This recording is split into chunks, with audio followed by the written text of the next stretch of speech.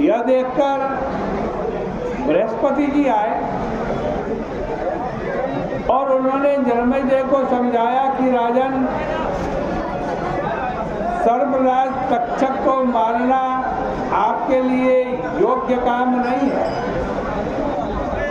इस संसार में प्राणियों को जीना मरना आज उनके हाथ में नहीं है। ये प्राणी सब अपने अपने कर्म के अनुसार ही जीते मरते और गति पाते हैं। भगवान की महामाया सब जगह व्याप्त हो जाती है और उससे सब लोग मोहित हो जाते हैं। केवल भगवान के भक्त ही उससे बचते हैं।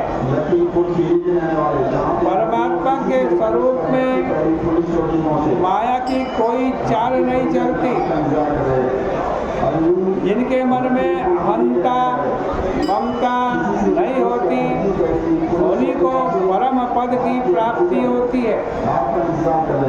सूत जी कहते हैं कि ऋषियों, जन्मेजय ने बृहस्पति जी की आज्ञा शिरोधारी की और सर्प यज्ञ बंद कर दिया।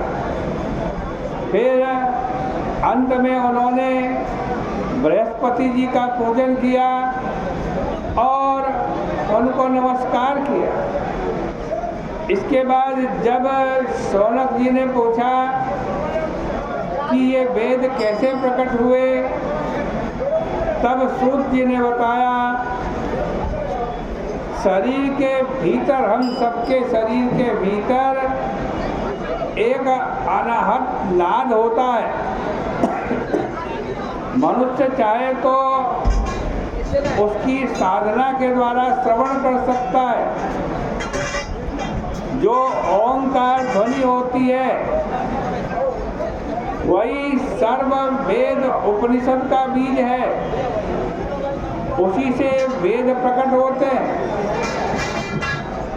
सूत जी ने शौनक आदि के पूछने पर बताया कि व्यास जी महाराज किस प्रकार वेदों का विभाग करके अपने शिष्यों को पढ़ाते हैं। यह भी बताया कि शुक्ल यजुर्वेद संहिता कैसे अलग हो गई। वैशंपायन जी ने याज्ञवल्क्य को श्राप दे दिया कि तुम मेरी पढ़ाई गई संहिता को उगल दो। याज्ञवल्क्य ने उगल दिया। वैसे इसमें याज्ञवल्क्य का कोई बहुत बड़ा अपराध नहीं था। बात यह हुई कि एक बार वैशंपायन जी ने अपने शिष्यों से कहा कि तुम सब लोग मिलकर हमसे जो अज्ञान में अनजाने में ब्रह्म हत्या हो गई है उसका प्रायश्चित कर लो। इस पर याज्ञवल्क्य ने कह दिया कि महाराज, आप छोटे मोटे चेलों को यह बात क्यों कहते हो? ये क्या प्रायश्चित करेंगे? मैं अकेला ही कर लूँगा। अब तो वैशंपायन जी नाराज हो गए और उन्होंने कहा कि अरे, तू मेरे ब्राह्मण शिष्यों का अपमान करता है, तू बहुत अभिमानी है, हमारी विद्या ग्रहण करने योग्य नहीं है।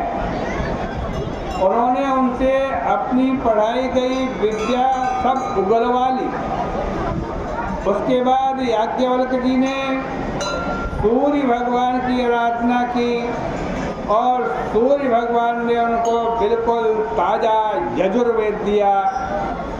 उस पर उन्होंने वाजपेय संहिता बनाई। इस प्रकार सूत जी ने वेदों की उत्पत्ति का प्रसंग बताया और यहीं पर श्रीमद् भागवत महापुराण के 12 स्कंद का ये छठा अध्याय परिपूर्ण होता है।